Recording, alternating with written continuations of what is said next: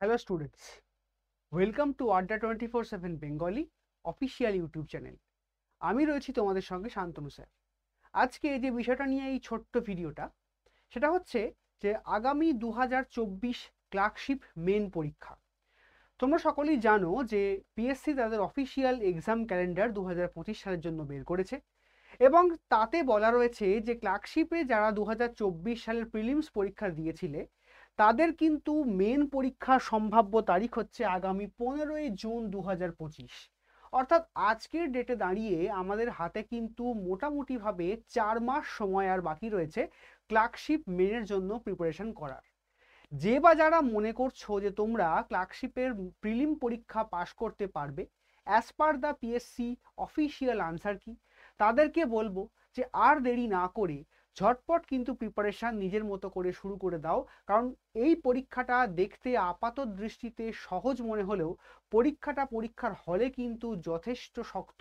কারণ আমাদের এখানে আমাদের শত্রু কিন্তু হচ্ছে সময়। কারণ সিলেবাস এখানে লিমিটেড হলেও অত্যন্ত কম সময় অনেকগুলো প্রশ্নের উত্তর লিখতে হয়। তাই এই পরীক্ষা সম্পর্কে বেশ কয়েকটা ইম্পর্টেন্ট বিষয় তোমাদের জানা দরকার। এবার মানে বিভিন্ন রকম যা খবর রয়েছে, কারণ প্রত্যেকটা পরীক্ষা দিতে গেলে আমাদের কাছে কোন পরীক্ষায় কত শূন্যপদ রয়েছে আমার একটা আইডিয়া সবাই জানতে চাই। যেমনভাবে আমরা কাট অফ সম্পর্কে আইডিয়া করি। তো এখনো পর্যন্ত খবর যা পাওয়া গিয়েছে তাতে 6,000 বা তারও বেশি শূন্যপদ কিন্তু এই পরীক্ষায় আসতে চলেছে।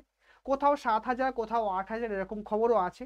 তবে টু বি অনেস্ট একটু মনে রাখা মানে এইটুকু মেনে নিয়ে চলো যে 6,000-এর বেশি শূন্যপদ থাকতে চলেছে। অর্থাৎ প্রায় বলতে পারো যে 60,000 বা তারও বেশি সংখ্যায় ছেলেমেয়েকে কিন্তু প্রিলিমস পাস করানো হবে, যা কিন্তু গতবারেও করানো হয়েছিল। তাই ফেয়ার সংখ্যক ছাত্রছাত্রীর কিন্তু সুযোগ রয়েছে ক্লার্কশিপ প্রিলিমস পরীক্ষাটা পাশ করে মেন পরীক্ষায় বসার। তো এবারে আমরা চলে আসবো যে এই পরীক্ষার সিলেবাস কি কি রয়েছে। ক্লার্কশিপ মেন পরীক্ষাতে দুটো সাবজেক্টের পরীক্ষা দিতে হয়, এক বাংলা, দুই হচ্ছে ইংরেজি।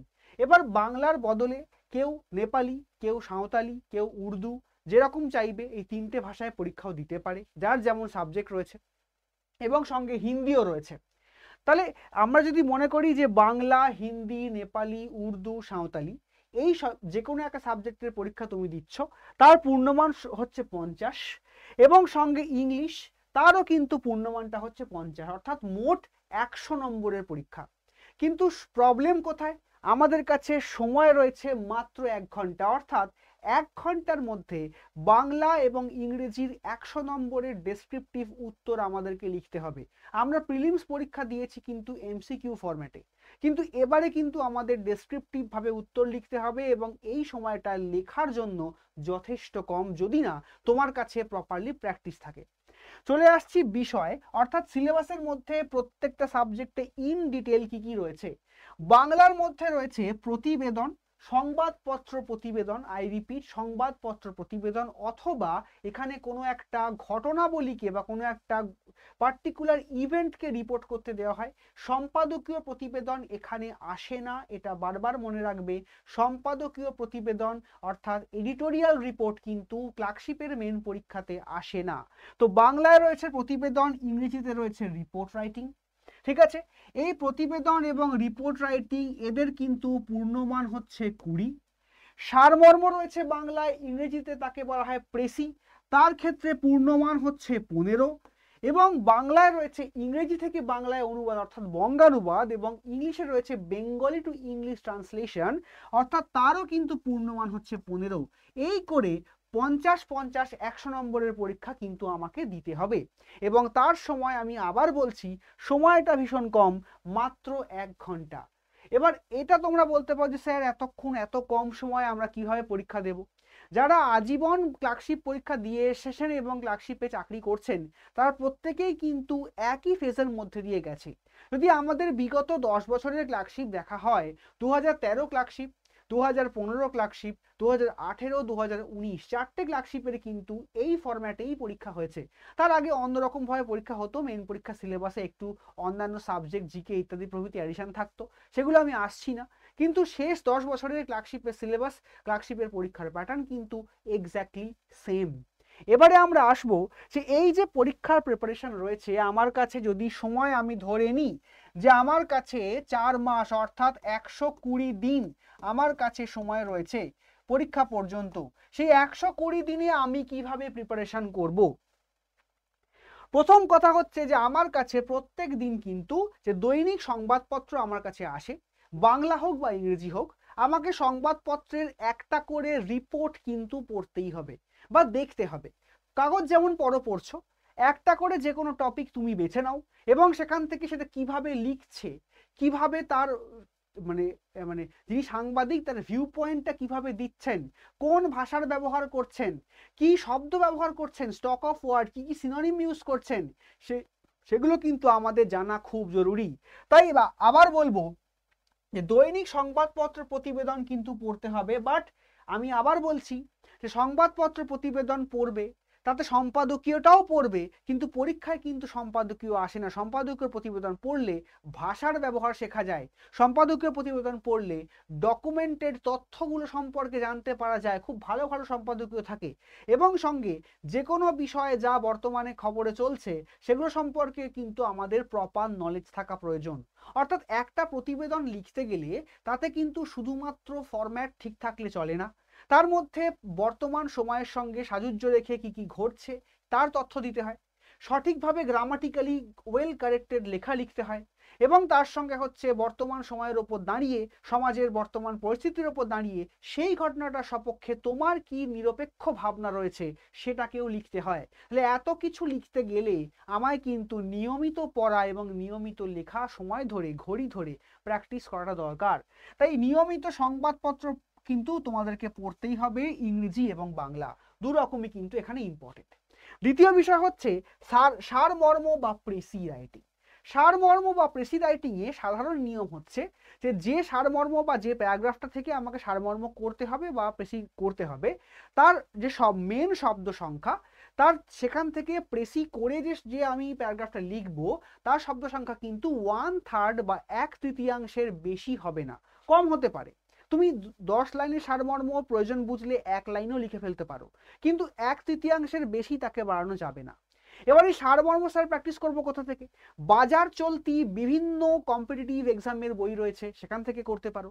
মাধ্যমিক স্তরের বিভিন্ন গ্রামার বই রয়েছে, সেখান থেকে করতে পারো। উচ্চ মাধ্যমিক স্তরেরও বিভিন্ন গ্রামার বই রয়েছে, সেখান থেকেও কিন্তু তোমরা সারমর্ম এবং প্রেসি ইংরেজি এবং বাংলায় প্র্যাকটিস করতে পারো। বাট সারমর্ম এবং প্রেসি লেখা কিন্তু প্র্যাকটিস করার আগে তোমাকে আমি বলবো যে বেশি করে আগে পড়ো, যে একটা লাইনকে কিভাবে ছোট করা যায়, শব্দটাকে কমিয়ে বাক্যটাকে ছোট করে মিনিংটাকে সেম রেখে কিভাবে এক্সপ্রেস করা যায় সেটা খুব ভালো করে জানা প্রয়োজন। 3 নম্বর বিষয় হচ্ছে বঙ্গানুবাদ বা ট্রান্সলেশন। এই বঙ্গানুবাদ বা ট্রান্সলেশনও কিন্তু যে বই থেকে তোমরা সারমর্ম বা প্রেসি প্র্যাকটিস করবে সেখান থেকেও কিন্তু তোমরা বঙ্গানুবাদ বা বা হচ্ছে ট্রান্সলেশন পেতে পারো।